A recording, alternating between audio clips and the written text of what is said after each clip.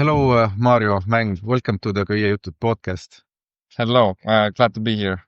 So, my name is Olav Zena. I am a professional Shibari rope rigger. And in this podcast, we have Mario Mäng, who is one of the best Bachata teachers in Estonia. And today's topic is safety and how to create safety.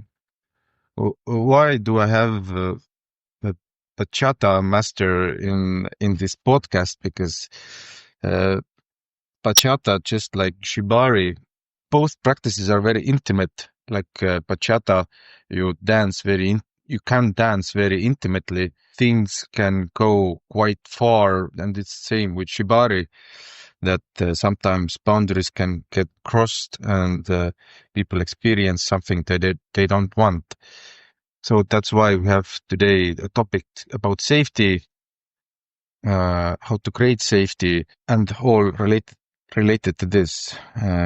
So welcome, Mario. Oh, thank you. As I said, I am glad to be here. And I agree with you. I think Shibari and Bachata have many things in common like that. Like we have had many discussions about like how the experiences that we have in these fields are quite similar, especially with like the energetical ways, and also, as we say, the safe space. That how do we create that safe space, and really like deeper understanding, like that safe space does not sound like. It sounds so nice and easy, just like it almost sounds like don't do anything bad or don't have bad intentions. But even without bad intentions, people cross all the time each other's boundaries. And then later they found out that, something made you feel uncomfortable. I didn't even notice or understand, because I think the main problem is that even the one whose boundaries is crossed might not really at that moment understand or feel that their boundaries being crossed, or know even how to react to that person's boundaries being crossed. So I think it's really awesome that we are here and discussing about this. Yes, you will be talking about from Bachata point of view, and I will be talking from like a Shibari point of view.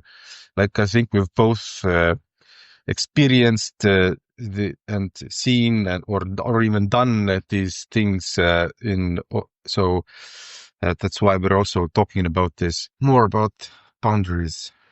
All right.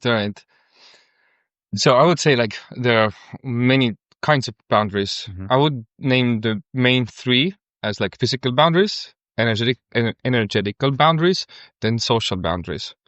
And they're all a little bit different, but I think you need to be aware of all three. So physical boundaries, I think, is the most easiest to understand. It's like physically, for example, some people don't like to be close with some other people. And when you go dance, you need to be like able to attune to your partner to understand who feels comfortable with what position in a dance, or what kind of positions, or physical positions. Another one, I think, which is like a place where people do way more mistakes, and where I have made mistakes with all three in my like lifetime here, and I understood those things. So energetical, I think, is the one that people talk the least amount about and are least aware of. Because I can go do a dance and have a physical boundary that we are like separated, but I can have I can give out energy, like maybe too much like lustful energy, for example, or I can give like too much interest or too much eye contact. It has to do something with like physicality, like as I said, with eye contact, but it's also like the intention and the energy that I'm projecting to my partner, that someone might be too much, that I show too much interest, or even lack of interest can be. I don't even know if that can be also boundary thing, but it's something that makes my partner feel uncomfortable, for sure, that I'm not interested at all about my partner and I'm interested about everybody else around me, for example. And the third one will be social boundaries, is like where you go to dance and you don't understand that some actions might be socially disrespectful to other people.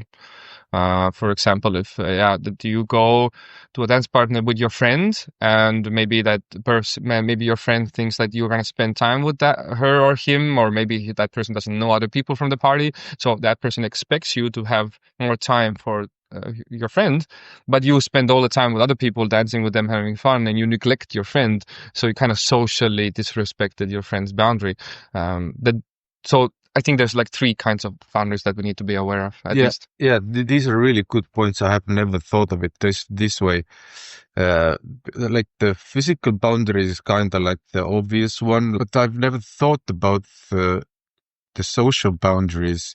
That's a really good point because I myself, I'm quite open with who I am. If I do Shibari, I use my real name, etc. So, but not all of the people are the same. Some people, they prefer to be anonymous. To be anonymous when they do this, and they don't want their to be associated with these stories or anything. So yes, it's a good point that when you're doing like negotiations in Shibari, it's good to ask, like, do you want this to be kept between us? Like, yeah, it's like confidentiality. Yeah. But to understand that there are boundaries, like social boundaries, as I said, just to respect those boundaries. That's what it's about. Can you tell me about setting boundaries? Yes. So, mainly the 2 main ways to do it: verbal and non-verbal. Yeah. Physical one in bachata, I think, is the easiest one. I think the basically is like when somebody comes too close, you just push them a little bit away. Again, since it's like social dance, you really need to understand that it's usually nice to put boundaries in a way that's not disrespectful to your partners, because you're just asserting your boundary. You're not hating that person, because that person usually, unless that person has like bad intentions towards you or like doesn't care about you. But if the person is just like inviting you closer, becoming closer, and you just put that boundary, it's nice to be respectful. Of course, like everybody's different. Just like, but physical boundaries, like you just push them away, for example. Yeah. Non or verbally putting the boundaries is just like saying out loud, and that's also nice to do even before you start to dance. You can say, "Hey, I don't usually enjoy dancing that close," or uh, you can set verbal boundaries even before the dance starts about something like, "Hey, maybe I don't like this closeness," or "I don't like this," because usually the dance floor, when we talk about like in a certain community, not in festivals, then it's the same people there. For festivals, it's different because you dance with so many new people all the time, and then it's different. But you can still like verbally say like, "Hey, just so you know, I don't like that sensual style." And that's, I think, something that's missing from our vocabulary in bachata, is how do you set energetical boundaries with verbal? Because let's say you like closeness, but you don't like too much closeness, or you like a little bit of this polarity between a man and a woman, or masculine and feminine, but not too much. You like it in a certain amount. How you can express that verbally? We don't have much vocabulary. I have developed my own words for using, like I call white energy and red energy, just to distinguish what is this polarity that I'm talking about and what requires definite like boundary holding. I think this is red energy. And I think this is something that we can, as a community, discuss more, that how can we expand our vocabulary so that we are better at setting boundaries so that everybody feels safer, like in the dance community.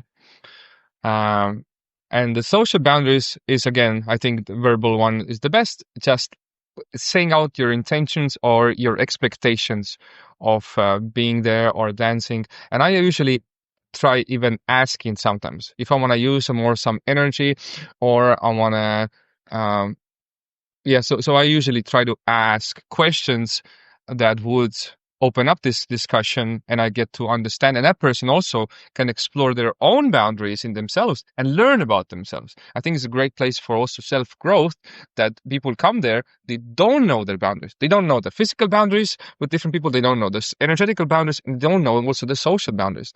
So they can get to explore and even ask these questions about themselves. What are my social boundaries? Like, how do I want to be treated on a dance floor? How I want to be asked to do a dance? Is it like respectful if a guy just takes my hand and brings me on the dance floor, or like what are your like boundaries? And it's, I think, is a great place, to explore and grow by yourself. In Shibari, boundaries are really important, but they're like can be sometimes more difficult to set if you're a bottom. The reason is like if you're like in certain areas, the power dynamics, they shift. Like I'm sure as a bachata teacher, you and your students, you have different power dynamics. And it's the same happens, or if you're like a doctor and a patient, or police and criminal. Yes. No, but the Total power struggle there. in Shibari it's the same. Like there's the rigger and then there's the bottom, the one who's being tied. And what happens physically is like when you start being tied, you start going into a sub state. It can happen, or you start letting go of the control. The person who is tying gets more control. I'm sure that happens same in bachata when you're leading the other person who's being led, they start letting go of the control and start trusting the person who's leading the dance. But then also sets in a certain mindset, or a certain side of you that you might have difficult time to say your boundaries. You have easy time saying your boundaries before the dance or before the shibari rigging, but during it's what can happen sometimes that your throat can lock up, or you get into this position where you have difficult to express yourself. For some, it's easier to express themselves physically, just like you said, like physical way of setting boundaries, but yeah, it just, you should be aware of when doing these practices, you might have difficult time of setting the boundaries during the process. And it's easier to set them before or after, but after it might be sometimes too late. Yes. So, but it's always good to get feedback afterwards. I completely agree. And here's, I think, my biggest lesson from bachata is the attunement. I've never heard that word before, but so that really let's say during a dance, and and I want to also talk about why we want the safe space, because we don't want safe space just to feel safe. I think we want safe space so we can enjoy. Yeah. So because we don't go dance just to feel safe, I think we go to dance to enjoy. Now, the more safety we have, the more we can enjoy. Yeah. So safety allows us to enjoy more. Yes. So if my intention now during the dance is to create more enjoyment, then I need to understand what are my tools for creating that enjoyment. Like, then I come back to those energies. Of course, I can just like be very mindful and holding and creating that trust and safeness and respect, and even creating the sense that I am holding the follower. I am caring for the follower. Just caring for the follower is enjoyable. But that's not the only energies to enjoy in a dance. There are many others you can define for themselves. I've defined at least like 4 or 3 at least. One is more like fun or surprises. Surprises are like a little bit creating excitement, a little bit nuance and newness, and waking you up a little bit, and it creates this positive emotion, this surprise, if it's done like nicely. Or even creativity. Doing a creative move with the partner will be like, oh wow, it's like creative and interesting and new, yeah. So it's enjoyable if you have that safety. Now the third one, I think, which is like the most how to say it, even I would say dangerous, or I think will be appropriate for that one, is the red energies, which is more the polarity between the masculine and feminine, which can be a little bit related to Shibari of the power struggle, which is the masculine usually is more dominant, and woman is more like receptive or receiving, or like yeah, so it gives into that dominance. But in a dance, it's like it's just something to enjoy, but not everybody enjoys that. So you need to really understand it, and you can only use that in a dance if you have full safety, and that's where the attunement comes in. That if I'm going to the dance, you need to be aware that during the dance you need to be always attuned to your partner, feeling like, what does my partner feel at the moment? And I've even asked sometimes, when I feel some sort of escalation, of energetical escalation, I can feel more or less closeness or this pulling, or even like you can hear sometimes in the dance the breathing pattern changes. It gets more into this like more maybe a little bit heavier breathing. You can sense it, so you can sense the escalation of energetical connection.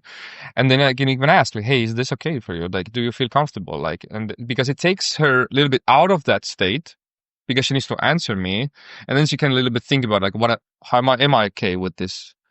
Yes, it's a very good point. Why is the safety important? Because in Shibari, the bottom has bad experience with you or with anyone, then next time when they do this, if they do this, they will be more locked up, more locked in. Their body will be more tense. They will have more shields on, and they will be more turtled in. And the more they relax, the more they enjoy, the more uh, they follow you. So the safety creates this.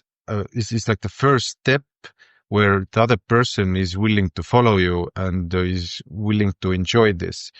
And it is the most important step because that's where the game begins. That's where, like you said, you want to create this playful thing. In Shibari, you can create playful thing, and you can maybe do some sexual energy, and you can play with all these tools if the person feels safe. But if they don't feel safe, then none of it works. Yes, I completely agree. And I think it's also about trust, that if you create that safe space, they trust that your intentions are good, Yes. that your intention are like you care about that person, you cared about their experience, not that you're in your own pleasure centers or whatever, that I'm going dance, I don't care about how you feel, I'm not attuned to you, I don't even care. I just want my pleasure from this dance. I want to have fun, I want to be sensual, I want to be close, blah, blah, blah, blah. And now I don't respect your boundaries, and you don't feel the attunement from the guy or the girl. It doesn't matter which side is which.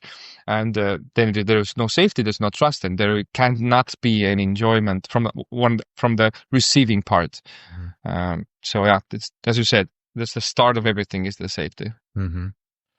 And let's talk about respecting boundaries. Said, how do we respect boundaries? Yes. I am a firm believer that consent is a process. It's not something you talk once and now it's set forever. It's always in a process between two people, between the person himself or herself. It's always, that's why the attunement comes in, that you all the time pinging. It's like pinging what is the feeling now, what is the energy between us now, and what is good now, and what can we enjoy now. Mm-hmm. And the boundaries can be always like different, but I think respecting boundaries is very much to do with, let's say, for example, somebody tells you something or pushes you away. Now the response is very important. Let's say I'm dancing with my partner, and my partner, like maybe let's say, are getting close and pushes me away. That's the simplest example. Yeah. Now, what can happen is guys can take it personally. Yeah. And the girls, a lot of sometimes maybe fearful. Fear is an interesting topic too. Fear of putting boundaries, because we all have a little bit of fear. I think it's normal to have fear of disrespecting another person, or asserting your own boundaries is maybe like you feel like it's more like cocky or something, like, or I think I'm so important that I can do this. But it's normal if you feel that. You still need to put boundaries. Now, the response is very important. You need to understand that person now needs you to respect that, needs you to respect that boundaries. And it's even more, I would say, better that you ask, hey, is there any other boundaries you would like to set? Is there any other places you feel uncomfortable? You're showing that you care. You're showing that you understand that you did something that other person didn't like, and now you care. You are caring. You ask more, like, hey, I want you to feel safe. I want you to understand my intention, right? I'm not seeking a way to get close to you. I'm seeking a way to make you feel safe. So if this is not the way, give me more. Even asking that, I think, creates safety. Showing that your intention is to make, and forgetting your own ego, because you might feel like, oh, pushes me away. Like, your ego probably is going to get a little bit hurt as a whatever your side you're on, but you need to forget about that. Nobody cares about that at that moment. You need to care about that person's boundaries. I think that's very important. Yes. Also, one thing that I've seen in my field is like, let's say a person sets a boundary, don't touch, or like somebody's trying to touch someone's bottom, and then girl pushes hands away. Now he's trying to find a different way. Yeah, different way. Yes, touch the bottom. Okay, it's still the same thing. Just like if woman says, "Please don't touch my bottom," then just don't think it. Okay, now I'll go touch the boob, right? Yeah. She just doesn't want to be touched intimately. It's just respect. She might feel differently, like next day or something, but yeah, it's a very good example. So what is gonna happen in that person's mind if somebody puts a boundary? Let's say like somebody tries to touch somebody's like bottom and takes the hand away or says no, and then now if the other person says, okay, I didn't get it now, I need to find a different way to get there, right? Because that person's idea might be like, oh, that would be like a fun thing to do or pleasurable or whatever, right? Now, no.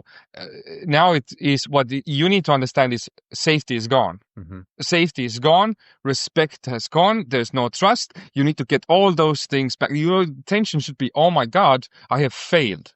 I have failed. My main objective is to keep safety, show respect, and have trust. Now, okay, now I need to do everything I can to get those three back. So it would not be to touch a butt in a different place or time or a boob or whatever, because none of those are going to create safety, bring back respect or trust that you're of good intention. So you need to understand that now your assignment has completely shifted. Like I think it would be nice that the same as the beginning of the dance that I need to show, hey, I respect you. You can trust me because my intentions are good. I want you to feel safe. Exactly. Like if woman says like or a man or whoever sets the boundary for them, like and you respect it, like they said, I don't want to be touched here and here, and you don't do it, then he or she feels safe with you. Yeah. And now when he and she feel safe with you, when you play again or you dance again, they want to do it. But if you cross that boundary, they don't want. They will be locked in. They will think, oh, this is gonna be a bad experience again, like the last time. Yeah. So, but if you create this positive one, then they feel more safe and better, and it'll be good experience for both of you. Mm-hmm. I think if we talk about now escalation, physical escalation, or even energetical escalation, I think it's very important to have a conversation. I think you do it very well, right? You have always like a conversation and ask all these different questions before you start. We in Bachata, we really don't have that, because I think most in Estonia, most guys, usually Estonian guys, don't escalate with physicality or energetically.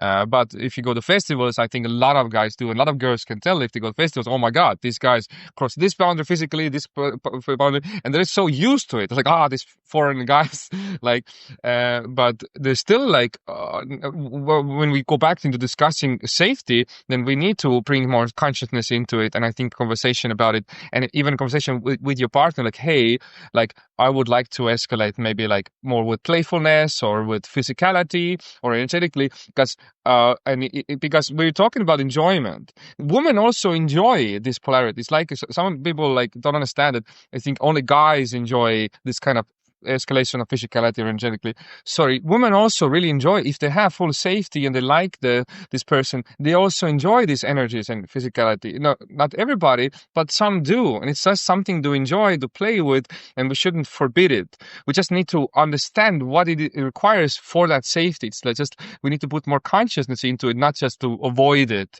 We will never play with these energies in bachata. We will never, because even if we push it away, there's still going to be some people that cross boundaries. Even like touching hands might be something that can be somewhere, or eye contact.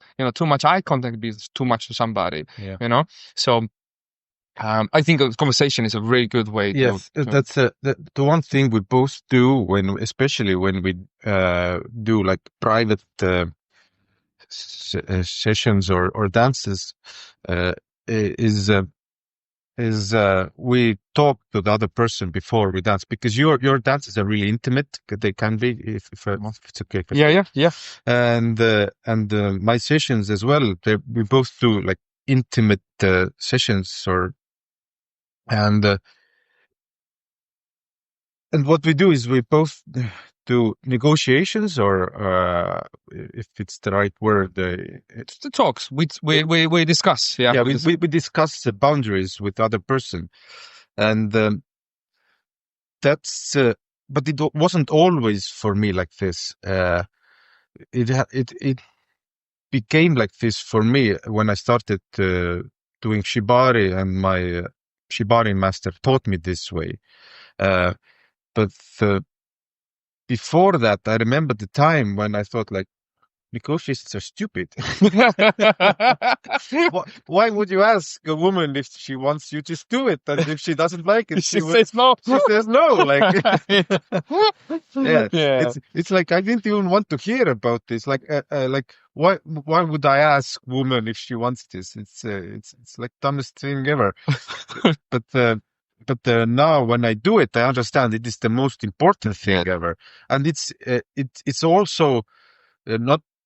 And I don't do it for the woman. I do it for myself. Yeah. It creates. We're both doing it in a same page. Same page. Same page. Yeah. We're both on the same page. So she gets a better experience. I get a better experience. Yeah. And even if the experience is not what I wished in my perverse mind, but still it is whatever it is still better experience than raping.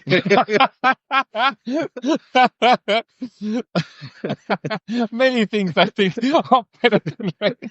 Yeah. So yes. But yeah, the conversation I think is excellent, and even here's I think the thing that you and me I would think we would agree. There's times when you have a discussion and you ask your partner, "Hey, is this okay?" and they say yes, but you will feel that it's not. Yes. Yeah, and then you don't do it because you understand that person, because not every person is that aware of energies. They're not aware of their own boundaries, and they might say yes because maybe they want to explore, or maybe they don't really know, but you can feel that some things will be too much for that person. You can feel it because you're like, okay, you sense kind of these things. Yes, that's a really good point, because when I do a shibari with a person for the first time, I ask like, is it okay if I put my hand on your mouth, or if I put my hand over your eyes, or if I put my hand on their neck? And the answer is always, I don't know. Sometimes they know. With some things they know, but very often they say, I don't know, because they don't know. Yeah. And they find out during the process. So it's like, so it's a good point. Like, and during the process, you can sometimes you can feel that it's something is wrong. Yeah. So yes, it is. Humans are complicated. Very complicated energies and feelings. So I want to maybe dive a little bit deeper into the energies. Yeah. Mm-hmm. So those are the words that I use because I need words. If I want to have discussion about boundaries, I need. So before we go into energies and feelings, sorry to interrupt you. Can you tell me what are energies? Because for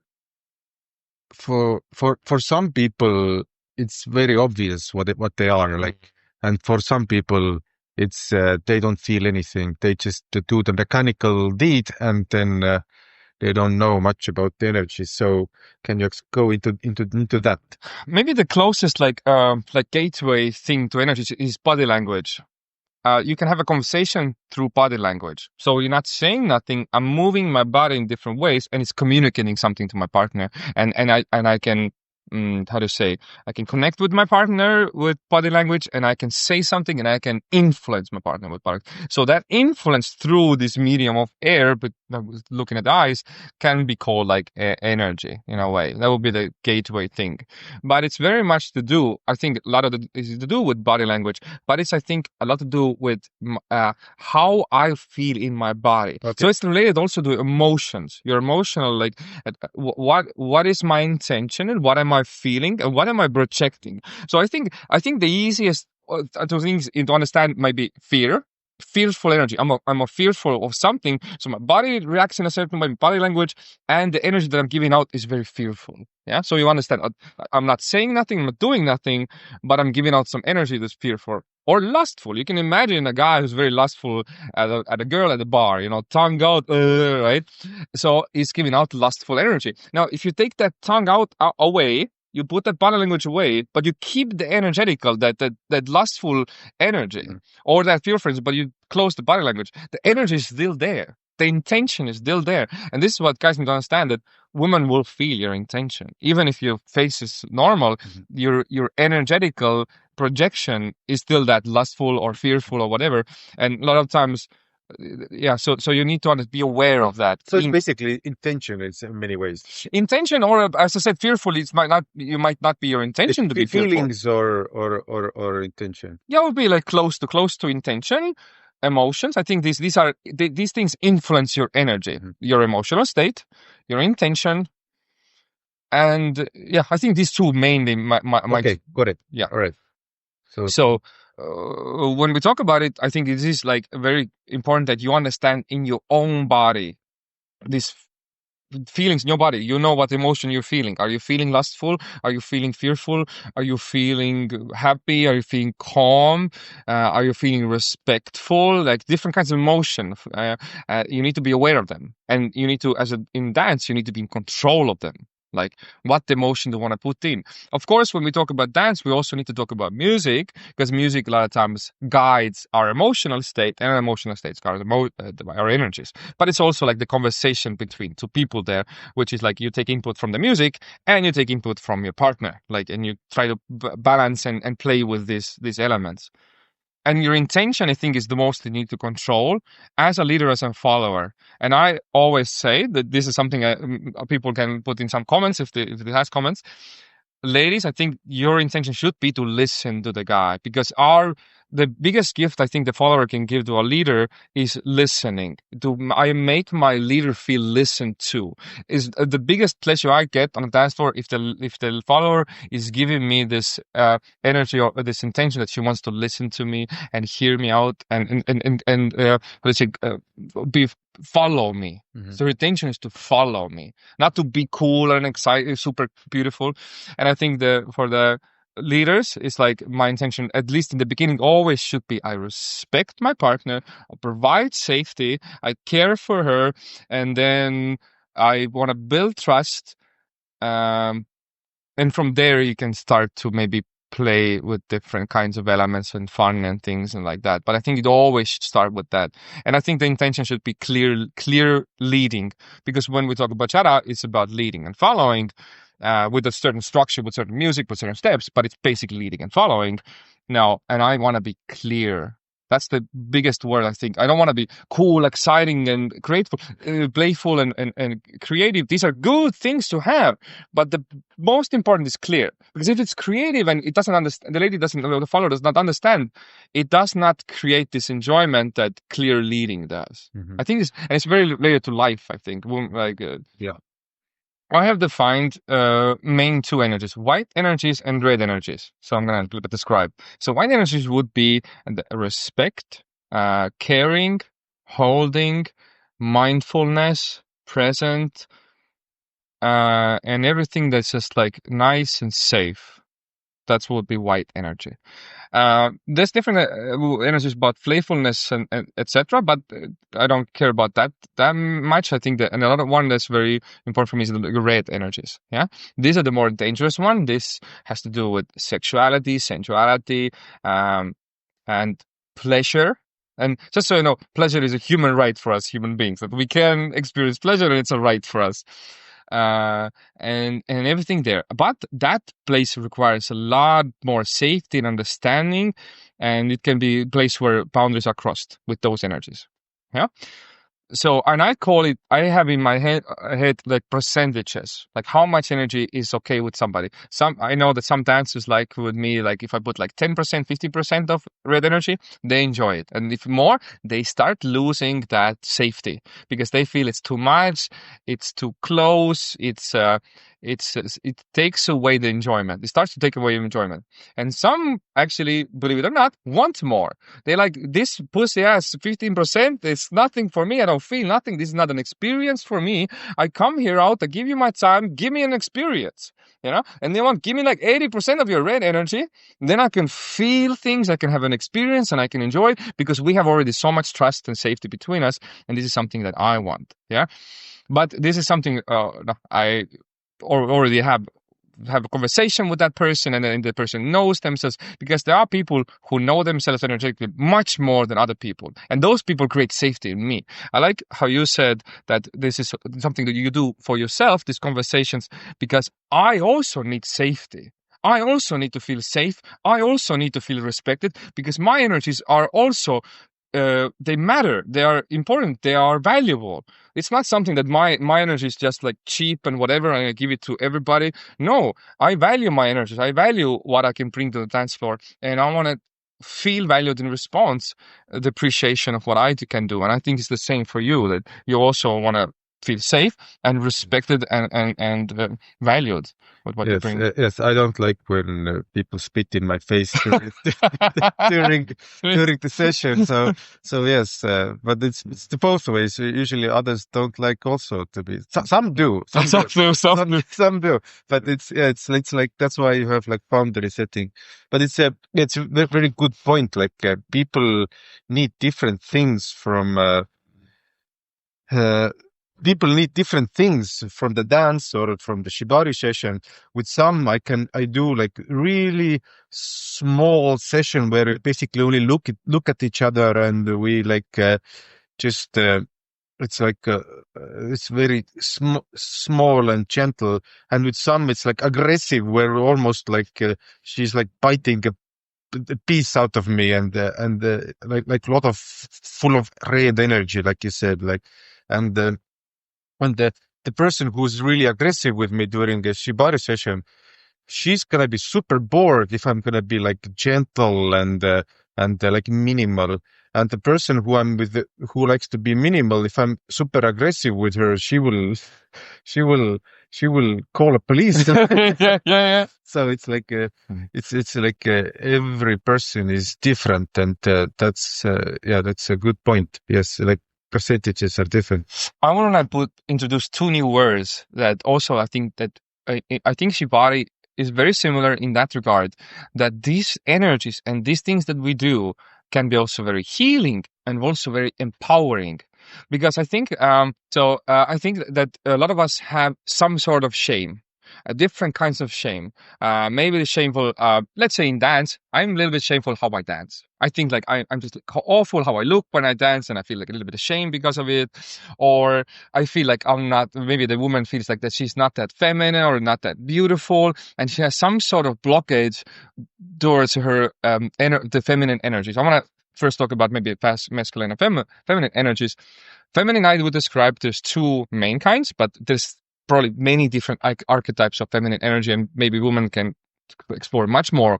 But I define it as main two is the soft, gentle energy of just soft, gentle, moving energy. Another one would be juicy, this kind of little bit also lustful, juicy energy, then very like pulling you towards her. And masculine, I would say, is one will be very strong energy that I can carry you, I can hold you, and I can create safety. Yeah, this very strong energy. Another one would be like more this kind of dominant, penetrating, kind of piercing energy, which is like really like exciting. Yeah, for that. So that the way I would describe it. Now, when we talk about empowerment, and when I talked about a little bit of shame, that women can feel like a little bit shame of that juicy energy. Like, is it okay to bring it out? I don't know. And maybe they shame other people who are having that energy and showing themselves. So they block it a little bit in their own self. And men also, like, I think the same. The juicy and the dominant is like the guy might shame, oh, I would never dance that close with the woman. I would never like do this with the woman. And they also shame that dance. Even if there's two people who are enjoying to the max this kinds of energy and polarity, they still shame that. They shame also the inside of themselves, so they kind of cannot bring it out of themselves. Even though maybe they dance with a woman and a woman would love that energy, like a little bit of that dominant energy, but the guy cannot bring it out because it used the shame. Now, if you go in the opposite and you empower yourself with it, like, no, I can be using that energy and I can be as a woman juicy and enjoy that, and or I can be dominant with a little bit dominant with my partner, and if it's with that safety boundary and enjoy, it can be very empowering. I think this for me has been very empowering. I feel so much more empowered that I have those energies, and I'm, yeah, it can be very empowering and healing. And if I talk about healing, I would say like this, that I want to maybe point out this. I think this is very important. I want to talk about this. There are men who abuse that energy. There are men who really hurt women, who don't care about women. They maybe even have bad intentions. Let's say they have bad intentions. They're just unaware, whatever. They're stupid, ignorant, but they abuse women. There are men actually who do that. But they use the same energy, the same goddamn energy that we are trying to use as a positive thing. And now, if a woman comes from a place if the woman has met a guy like that and has felt like a really negative experience with a guy being dominant and protrusive, like not like the woman says like, no, get away from me. The guy's like, you like it, get closer to me, you know. It's just the stupid idiot, you know, like and maybe gets even a little bit violent with that, like that lustful rage, you know. And now she's afraid of that energy, like, oh my god, this is an abuse, this is horrible energy, right? And now in the dance, if you can create that safety, or I think the Shibari is the same, or any place, if you can create that safety and now bring that energy out in a way that is enjoyable to the feminine, and the woman can enjoy that, it's healing. They can, oh my god, men are not horrible fucking creatures, and their energy is not horrible if it's used in this good intention with that safety, with that nice, and it can heal that hate of men, I think, and the same for opposite. Yeah, it's a really good point that all these energies they have like a dark side and a light side. Yeah. So like let's say sexual energy, it can be like really beautiful and powerful and enjoyable thing, but if it's like if it's like this needy or sneaky or this not controlled, also not uncontrolled. Yeah. If it has this weird side to it, it's like if it has this weird side to it, if it's like needy and weird, then it's like really disgusting. It's, oh, I don't want your sexual energy. Yeah. You're like pervert. But if it's like beautiful and honest and then it's something that both can enjoy and want. And also the same with manly energy or dominant energy. If it's safety, created in safe space, then it's beautiful and enjoyable. You can go both on a journey on top of that energy. But if it's like just abusive, then it's like damaging and you want to get away from this. And it's same with all these other energies as well. Like they have all like beautiful side and an ugly side. So I guess we all when we find this energy, we don't know about the beautiful side. We don't know how to get to the beautiful side. We just first when we get this, we don't know what to do with it when we start using it. But your journey should be how to take this energy and make it into something beautiful. Because there's two things you can do with it. You can either hide it away and pretend it doesn't exist, or you just abuse it. But the best is to know how to wield it. I love this idea. I think this podcast can also be an invitation to everybody to go on the journey, like discover those things. Because I think that as a human being, one of the best goals to have is to become whole. Like there's different parts to me, there's different energies in me. I want to be authentic. What is in me that I can bring out? What can I create? What magic can I create in this world with what I have? Yeah. And then so to see, what do I have inside of me? So it's a beautiful journey, I think, to go on to discover yourself and also discover those shadow sides or those other sides, and to accept it and make it something into beautiful, make it something that creates beauty and art in the world. Polarity. Do you want to talk about polarity? Yes. So, in the dance, well, as I said, when we talk about masculine and feminine, then I like to think about it as it's like a dance between the masculine and feminine. For me, the polarity is what creates the magic in bachata and in shibari, and because one goes into this dominant energy and the other goes to submissive energy. And in dance, one is the one who's leading, and the other one is following. If you're both in a same field, if you're both trying to feel, there's like no polarity or there's no magic is happening. It's just like, the more one becomes more feminine, the other one becomes more masculine. The more powerful this polarity. It's like two magnets. They become stronger. They become more energized, and they have a stronger pull towards each other. So of course there's different ways to play, but yeah,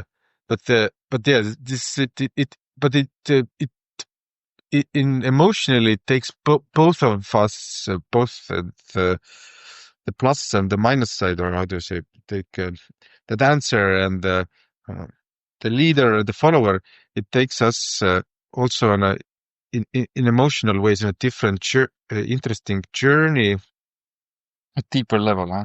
Yes, in a deeper level, because on everyday life, I'm not like all the time masculine. I'm just like a normal guy, and you're just the same, man. Like the woman is a normal woman. But when we start dancing, we go into deeper states, and we feel these new emotions that aren't there like every day.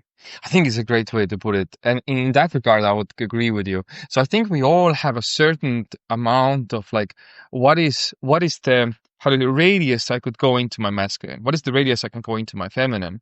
I've danced with very few followers or can go very, very deep into that feminine. And I can, and I feel I can go really deep into my masculine. So if a woman comes dancing and puts herself very deep either in that soft feminine, and oh my god, I can connect with so deeply, and it's going to be so amazing for both of us. We both feel like, oh my god, we could dance. I bet a lot of dancers have that experience. They could dance with that person the whole night because it's so connected, so deep level of connection, and it's so nice. And another one would be the juicy energy. Yeah. Then it's like, oh my god, I just like want to bring out that red energy so much with this person because it's so exciting and powerful. But I believe then, if it happens, because it has happened to me a few times on the dance floor also, that a woman comes with this very pulling, juicy energy, and I have this very dominant masculine energy in me that immediately is like pulled out of me, almost like, like, and it's hard. But I always need to be in control. I think that the more amount of energy that you have, the more control and discipline you need to have. This is also a journey of learning about yourself and learning how to keep that discipline and control over your beast. Because I need to, because when the woman goes very much into it, as you said before, the woman can lose herself in that energy. She can cross her own boundaries even because she's so lost in that energy.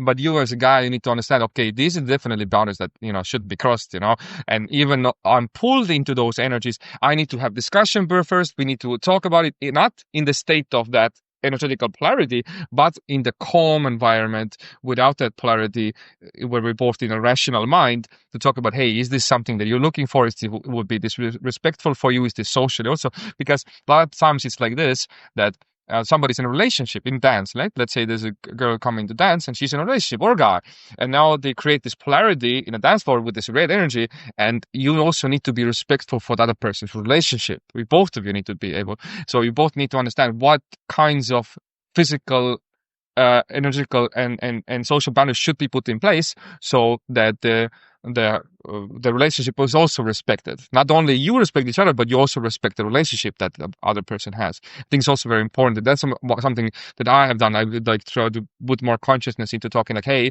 also like saying to the other person, hey, you also need to have a discussion with your partner, like what kind of boundaries is okay for him or her, that when you dance, that we also respect that person when we're dancing together. Even if I'm like having like a private session or whatever, that everybody is respected and everybody has that safety, and transparency is also, I think, very good. That helps with everything. That if ever it's like we talk with each other and we have transparency on what is going on, then everybody feels respected and everybody's boundaries are also respected. Yes. Also, I want to say when we say feminine feminine and masculine, and we all, me and you, Mario, we always say like masculine is dominant energy and feminine is. When we talk about sexual part, sexual energy is dominant. But I must say definitely feminine can have dominant energy or dominant side to it. It's just that it is for us. In our fields, we say it like this, but there can be dominant female energy, which one of my masters, Andy Buru, says like inner bitch. Like inner bitch is like dominant female energy, where you're like this princess or this queen who just like it is there's more to it. Of course. There's more to this. And there can be like a manly energy that is very serving. So it doesn't always have to be like dominant, but it's just in this context that we are talking about, we will be using these words like manly energy associated with dominance. Dominance, yeah. I said it before. Yeah, I agree that there are different archetypes, different energies you can bring out that are still masculine and different from feminine. I think feminine is even more. I think the female archetypes, there are more female archetypes than men, but maybe it's the similar amount. I'm not. But it's definitely also an interesting thing for everybody to explore in themselves. If you're a man, like what kinds of energy do I have? What kind of parts? What kind of archetypes am I playing in life? There's a great book that we both know, the king, warrior, magician, and lover. Yes. This has these three archetypes, right? What? Four. That is it. Yeah, four. So I still say three. So that you can play with this, okay, if I was a king, how would a king dance with my partner? What kind of relationship or energy would a king bring out?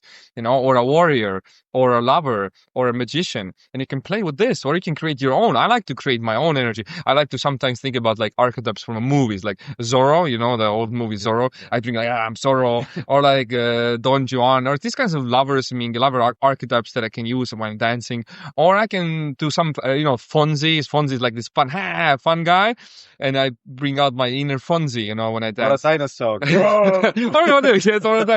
So it's just like you can think of your own, and then it becomes, if you think about the taste, energy like has a taste almost, that every guy is not doing moves, or every girl is not like just following, but it's a different taste of energy that they bring out, and that will being so much cooler. I think the old dance floor would be like, you could look at the dance floor and see, oh my God, I see so many authentic, different people being themselves and creating this safety, and this would be amazing. Not just like people doing moves and trying to make them really good, which is techniques in dance is very important, of course. But I think that the coolest part in dance is the world of these energies and play in those areas.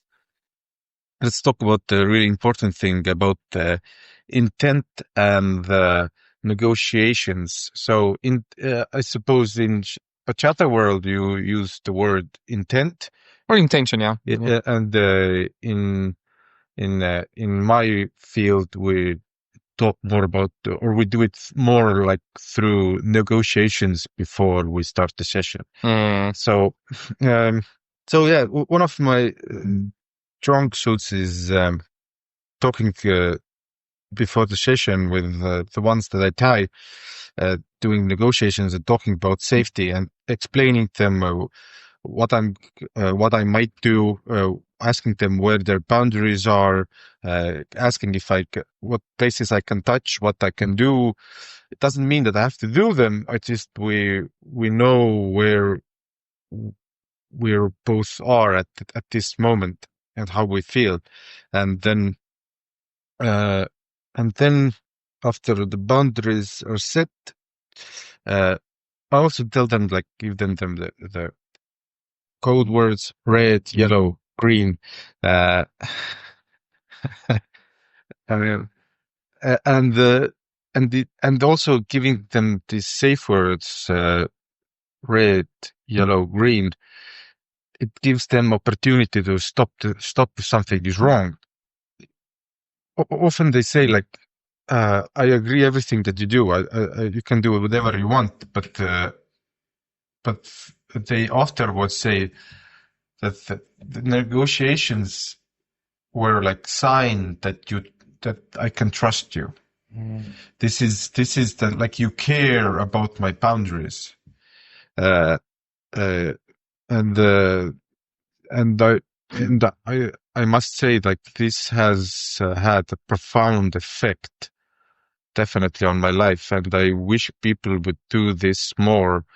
It's like, of course, if you're on a date with a girl and you're about to kiss her, you don't have to ask her because you're both on the same level. But if you are but if your power dynamics shift, you become the road brigger and the bottom, or if you become like a teacher or a doctor or whatever, when your power dynamics shift, that then it's important to be more to have these negotiations.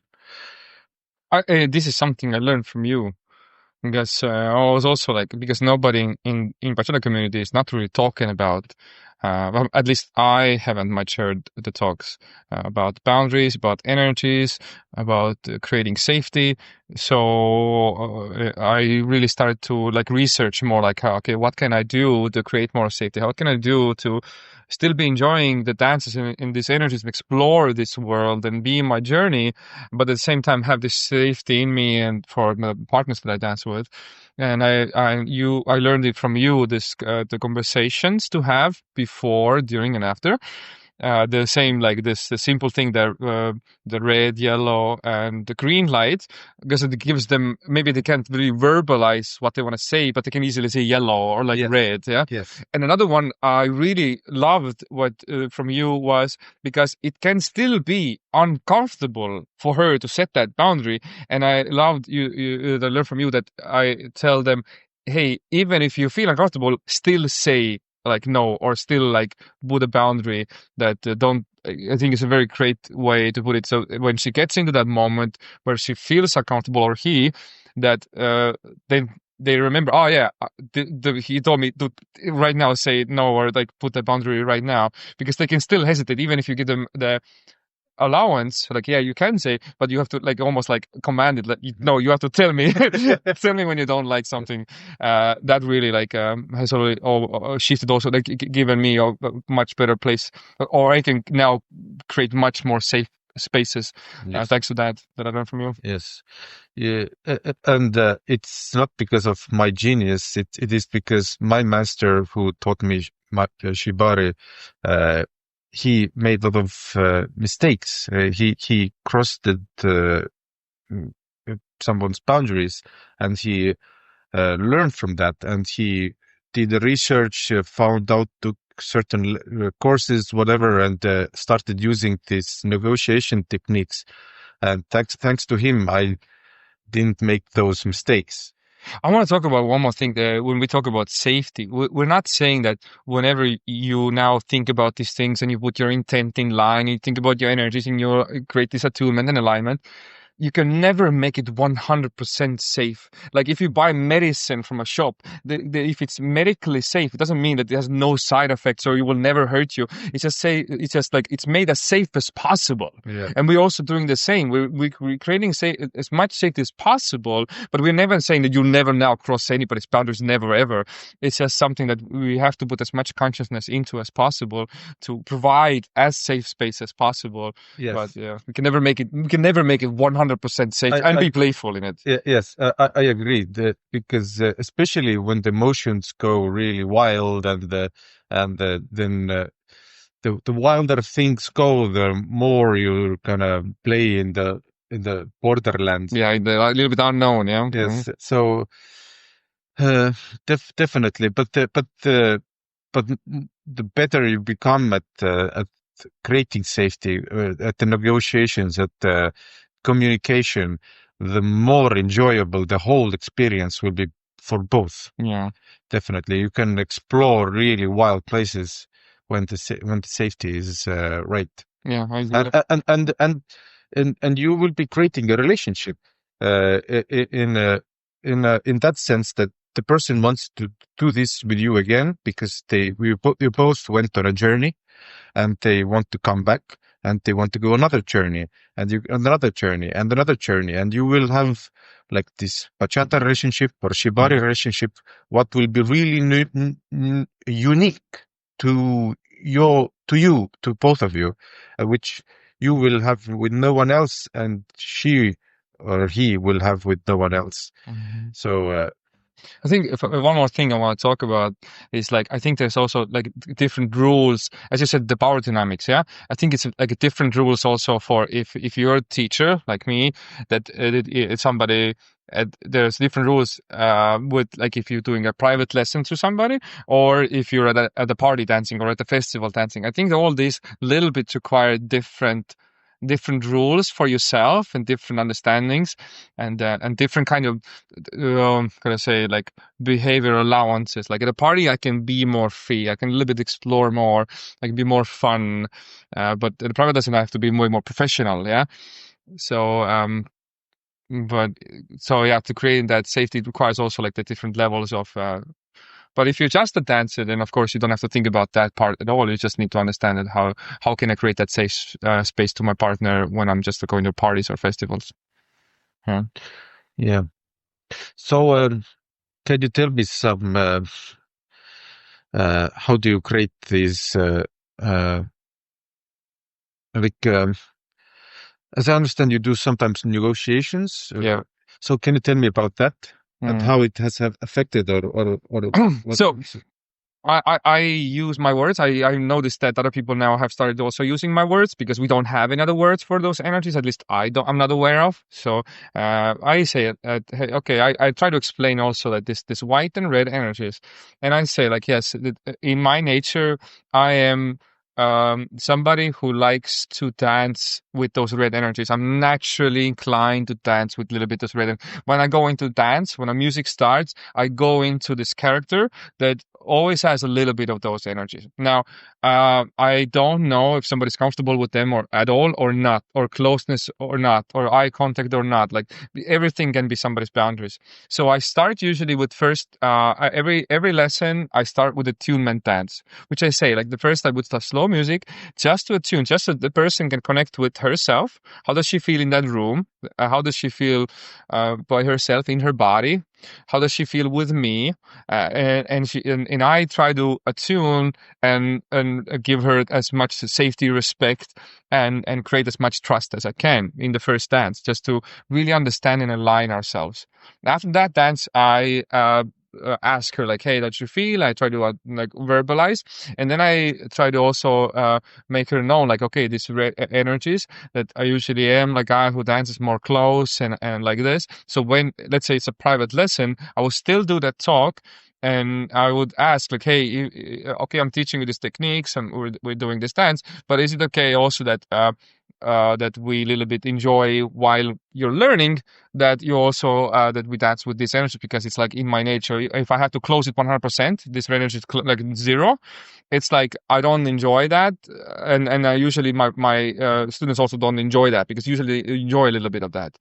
Or some even enjoy more. They tell me, yeah, I enjoy when I come to. I would not even come into your lesson, Mario, if you don't have any of those energies. I want to feel that, because I enjoy learning with having fun and enjoying. Yeah, I don't want to learn only with a dry like this kind of energies. Yeah. Yeah. So, but I have this talk so that, because not everybody enjoys it. Some people don't, but some people want only professional. They don't want any red energies during the private lesson. They want just to learn the techniques, and they don't care about that at all, or whatever, with me. Yeah. So we learn that, and then we usually understand that it's not a good compatibility as a student and teacher, because I feel way more safer if somebody's more comfortable with dancing with me with close and with some percentage, let's say 5-10% of this red energies, which is basically that I enjoy closeness and all this, and not just teaching.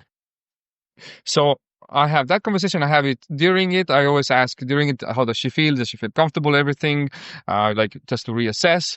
And after that, I always ask for a little bit of feedback. Or at the end, I also do the same. At the end, usually we do another one of those attunement dances where we create like this calmness, and because I want to have everything that we're doing in any dance. It doesn't matter, party, private lesson, wherever I do it at. I want to have this 3 pillars that I dance around. That enjoyment is in the center of three pillars, which is trust, safety, and respect. We need to have these 3 elements. And now, if we keep these 3 elements, what can we do, or what can we enjoy while having these 3 elements, and do what we want to do? This is private lesson. Okay, you want to learn, I will teach you, and we have this. We respect each other. We have this trust, and we have this safety. And if we can enjoy while learning or while doing, why not? Who says it's forbidden to enjoy also like a private lesson? It's not. So and at the end, we go back into it. We go back into the fact that we want to have a last dance to feel like we have that safety, respect, and everything, just to have a nice, calm ending to it. That's at least for me the way I structure things. At parties, what I do is a little bit different, because we don't have that talk at parties. So I go with intent. So I can, when I go to parties, every dance, usually I start with my intent of creating that safety and respect. I tell in my body, I respect this person in front of me, and I want her to feel, or him to feel, that I respect that person. So as I put my hands around him, I'm very conscious about how I put my hands around my partner, or how I hold my partner, because I want to hold with respect, with kindness, with care, and with safety, like in mind. And when I create that, and when I move with her with those intents in mind, then usually that creates that environment. I create that safe space with those intents. Yeah. And I attune at the same time. So I see, okay, that she does trust me. I have now her trust. She's following me. She's relaxed. She enjoys following my leading. And then from then, I usually go to fun or some other places, or I can explore a little bit those red energies if I can see that she enjoys. Or sometimes lady brings red energies out herself. Sometimes they bring even out more than I want to. So I have to put my boundary of like, maybe that's too much. Yeah. And that happens also on the dance floor. But I think it's easier for guys, because the girls are smaller than us. We're not afraid of them. But yeah, it's so harder for ladies, I think, because ladies are, I think, more fearful. These guys are usually bigger and stronger, so it's maybe a little bit more fearful to put boundaries to guys than for guys to girls. And I use the same, what you said, the red, blue. Depends on like what kind of thing I have. Like if it's a private lesson, then I don't even go there usually, because like depends on what the purpose the person comes into to do. So because I have ladies who want to explore also those energies. I call it energy dances, where they don't come. We forget now about bachata, because I think bachata anyway I use it just a structure to play with energies. You know, I could use any structure, zouk, gizomba, doesn't matter, or just leading and following or whatever. So we use music and leading, following to play with those energies, and also, like, of course, to do the techniques, and because we need those the technique structure to have following and leading in physicality. But then of course, if the person comes like, yeah, I want to explore these energies with you, then we have to think about more deeper into the negotiation. Yeah? If it's just somebody wants to learn bachata, it's different. So I keep them separate, but not completely, as I said, because anyway, any dance has some sort of energetical exchange, and some sort of consciousness needs to be put into that also. Like, hey, do you feel comfortable close with me? Do you feel comfortable if I look in your eye? All this, you still need to have some discussion, but much more lighter discussion for private lesson. If somebody comes to provide energetical dance exploration, then of course I need to have way more of the discussion. Yeah. So let's talk about responsibility. This is an interesting topic as well. I think we've touched it a little bit, but yeah, in Shibari, definitely you have to understand, like when you're tying someone up, you are the other person is giving their health and trusting their life into your possession or into your hands. If they're tied up, they're really in a vulnerable place. So if you see that something is wrong, or should definitely react to it. And also, the main thing is to be more observant of what is happening to another person, to observe what they're feeling, how they're breathing, what is happening. So can you talk about trust? Responsibility. Can you talk about responsibility? So I think it's a great topic. So of course, let's say at the moment negate the power dynamic. Let's talk about just dancers on a dance floor, leading and following. And of course, as you're leading, you need to be more responsible for the follower, because you're responsible a little bit more for her weight shift, for her body position, and for her safety also physically, that you hold her at times and don't let her fall, and etc. But when we talk about boundaries and safety, it's not like 100% responsibility for the leader and 0 for the follower. The follower needs to take also some responsibility in creating that safety. For example, even at weight shift, lady still needs to, for herself, know, okay, this is how far I can move. Now I have to stop myself. Or dips, like if my back hurts, I don't go into full dip. Or even say those things. Hey, my back hurts. Like, don't do these things. Or my neck hurts. Please don't do any head rolls. They need to take also responsibility for their bodies as a follower, not just like completely put it on the partner. Yes, definitely. Listen to your body. I agree with Shibari as well. Sorry, I cut it in. Shibari as well. I lead what is happening outside of your body, but you are in control of what's happening inside your body. So if you feel that something is wrong, then listen to your body and express that. Yeah. Sorry, continue. Yeah. So yeah, there will be like this the sharing of the responsibility with the boundaries also. But yeah, we'd still say that it's the leader's responsibility to create that space. That it's still like the leader is leading. So I need to lead my partner into safety. I need to have the intent to do that, and then the know-how. Attunement is also, I think, for both. Girls need to also, like, sometimes girls like think that they don't have to attune to their partner at all. They can just do whatever they want. Their energy, they're flowing, they're enjoying. But actually, they also need to pay attention to their partner. Like, how does the guy feel? I like to think about it as like improvisational theater. Like it's like yes, and you're both listening to each other and adding something.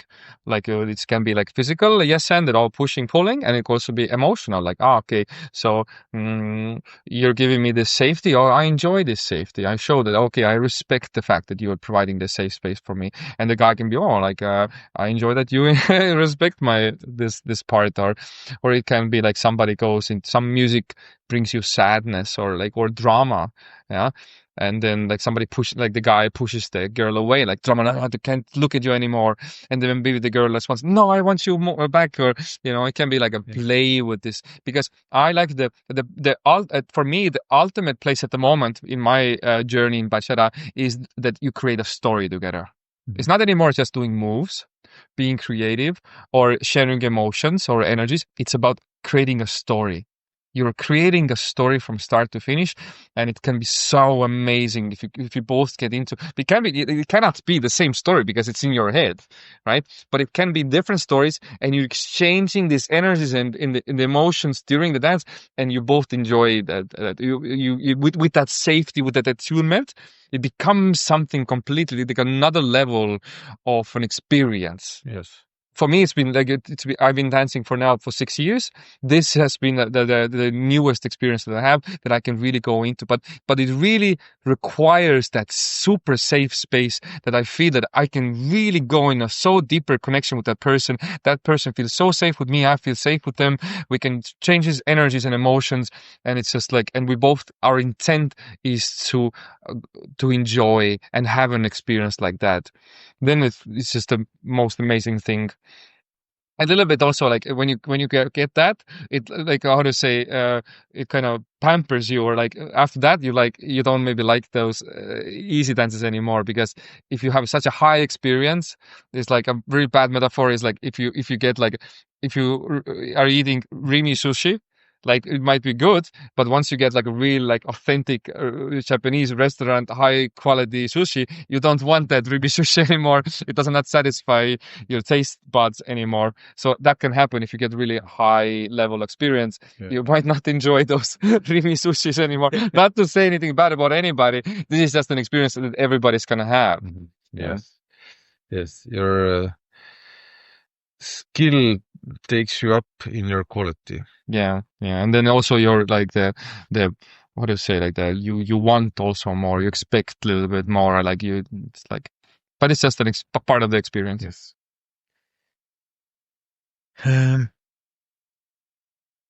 So what are some good tips and practices? Good tips and practices for bachata. I think it is like every person needs to attune with themselves. Like I think it's like to go. I think the best thing is for every person to go on a journey in themselves. Who am I? Why am I where I am? Why do I feel the way? What asking these questions about yourself? What do I enjoy in a dance? What is safety in a dance for me? What does it look like? What does it feel like? All these questions for yourself and going deeper into yourself and understanding what are my boundaries. All these things will start to bring out something, a better understanding and a better ability to create that safety, because you understand safety in yourself and you understand boundaries in yourself. So if you understand yourself and your boundaries and your safety, you understand, this person has the same. This person has also needs for safety and boundaries and all these things, and it's a process of understanding.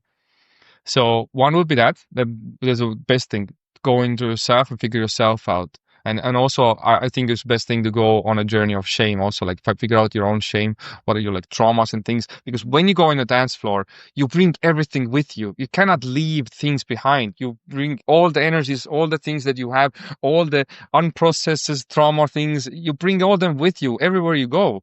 Well, but once you process, you get rid of it, then you can be so much freer and authentic on a dance floor and more loving. I think also because it really opens up the like love chakras. I don't love the word chakra at all, but it really does. It does something to you because you're healed a little bit more.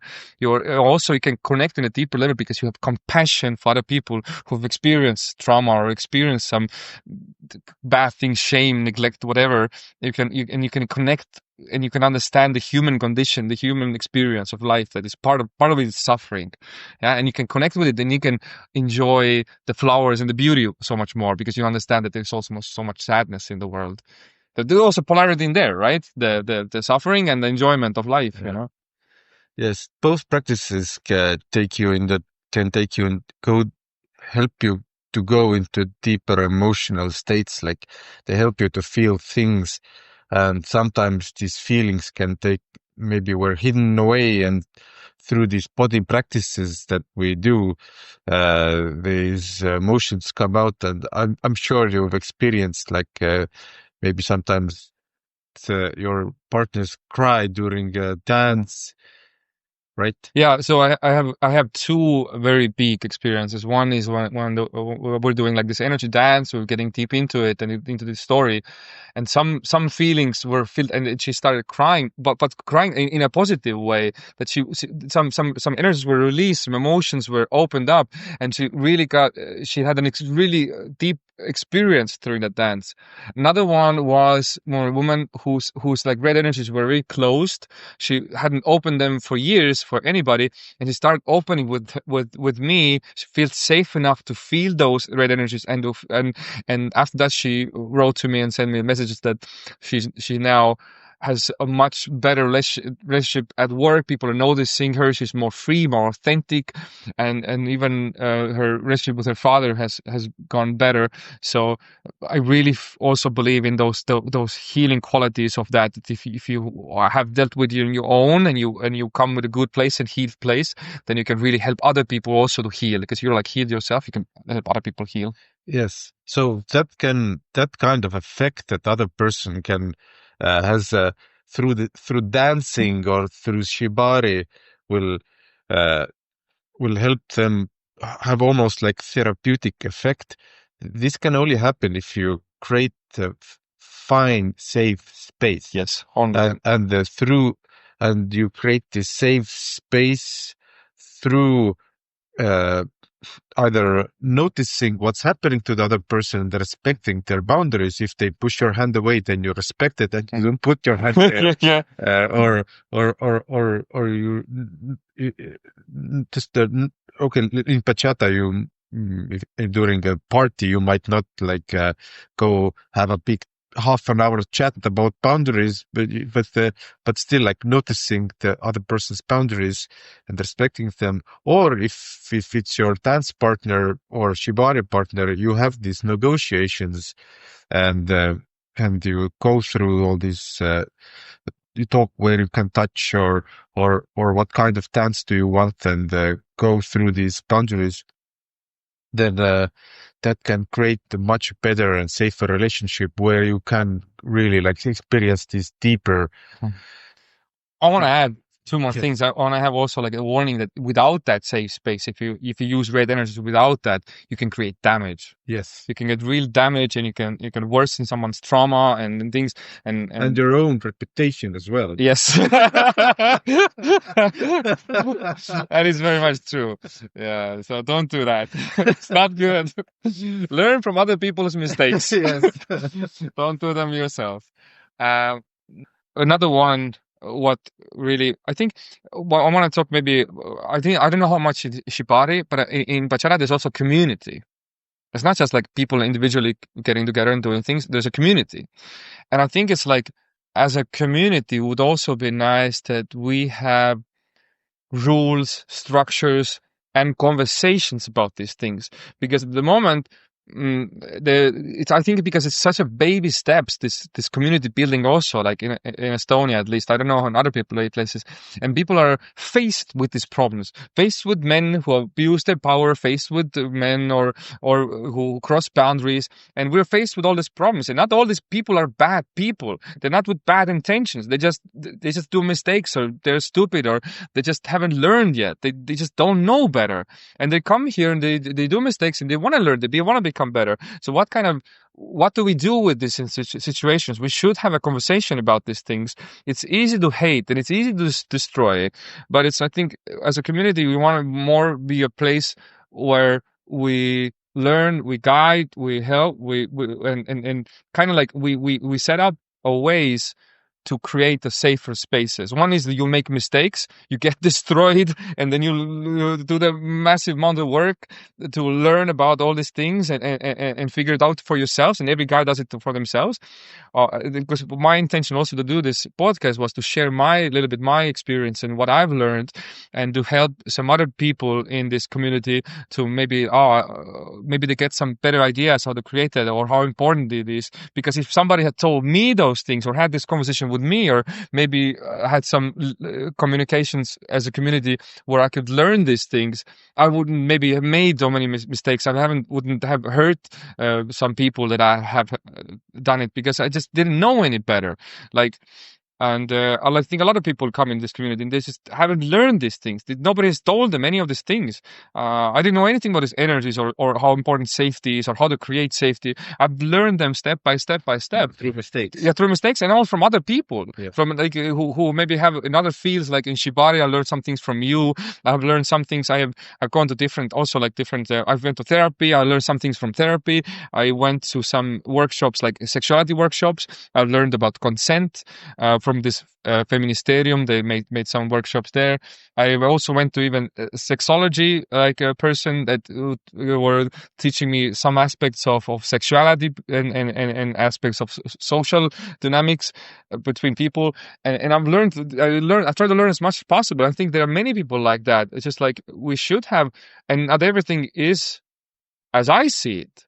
I think other people have much more different versions and listen to this and they might not agree with me. And I would open up, okay, let's discuss these things. Let's find a better way to move forward and let's find a better way to create a safe space. Yes, definitely support and cross-pollinating is like does wonders for any field. Like I've learned a lot from Shibari. I've learned a lot from Bachata. When I think I was first year, I was like learning Bachata and Shibari at the same time, and I was taking lessons from Bachata, taking them into Shibari. Not like literally like dance lessons, but like emotional things. Like when I was dancing, like doing my dance, like with a friendly dance, and then next song came and I did like really this like technically correct dance, and then the third song came and did the dominant dance. I took that to Shibari and I was like knew, oh, I can do like a dominant Shibari and I can do like a friendly Shibari. So they definitely can like I like this and in this all these different uh, these things you can take lessons from different areas uh, from different fields, and they can make your field much stronger thanks to that. I think one more thing we want to talk about is that I take some advice from acting, because bachata is very much to do with acting. Like you said before, normally I'm just Mario, but when I go dance floor, I become almost like an actor. I start acting different parts, and so just the idea. But if you use any kind of energies, you also need to understand what is the purpose. And what does it mean? It's very important also that you're both on the same page with the follower. Like say you use red energies, maybe some people think, oh, now this is going to become a relationship. Maybe some people think, now probably this person's going to invite me out. Another person's mind is just, well, just acting. Which didn't think much at all. Just acting a part. There's like being like this Zorro in my head and whatever, and or the opposite. So it's clarity, creating clarity also. Like I think it's a nice. Yes, it's a really good point that like having later feedback, like what this whole thing was, what just happened. What's the stuff? That's a good one. Yes, because for me as a rigger, I don't feel all those emotions that the one that I tie up because feels. So I usually create the emotions and I enjoy the emotions that I see in other person. In dancing, it's more like equal, I guess. It's like you both feel similar emotions, but in Shibari, it's often the one who's being tied that goes through, goes emotionally through more.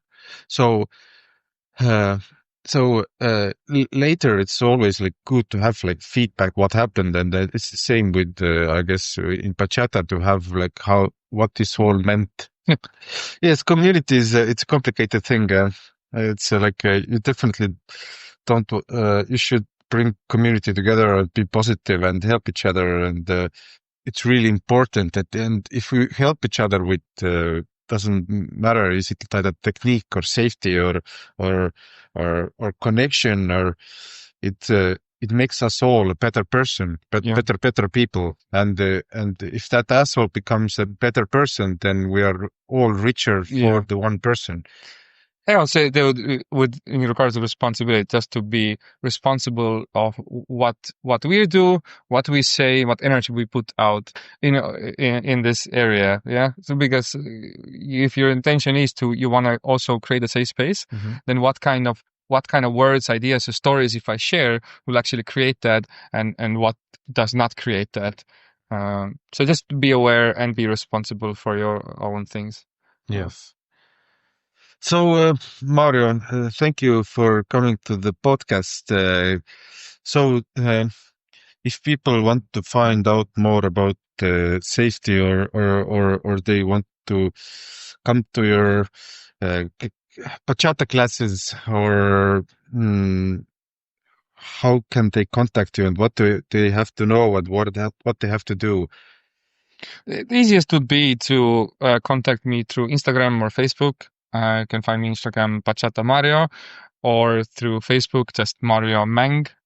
Or I have also on Facebook you can find Connections, Connection Studio. You can contact me all these 3 places. Basically, you can contact me in any place. If anything maybe something was triggering, or you agree with something, or you want to comment on something, you want to discuss something, you can just contact me, because I am really, this is why I do what I do. I want to create a better space for everybody. I want to create a better community, and I'm trying my best to do whatever I can and learn about myself, and to be a better person, better leader, a better man, etc. And if you're also on that journey, or you want to talk about something, you can easily write me. Or even if you disagree with everything I just said, you can still write me. You can still have a discussion about it. I'm open to it. But if you want to learn from me, you want to learn bachata, or you're interested also what I was talking about is energy dances more, you want to explore that part, or how to get a deeper connection, you can still write to me and just say, it will be best if you also have an intention that you write to me, hey, I'm interested in this. I'm interested more in this energetical dances. I'm more interested in learning bachata. Then just write to me. And just to let you know, I'm gonna probably open a new course with Veronica, I think next month, and we're gonna have one workshop also in April. So if you're interested in that, you can write to me. I'll let you know more about it. Beautiful. So thank you. But yeah, thank you for inviting. I'm grateful that I can be part of it and discuss and share my ideas. Right.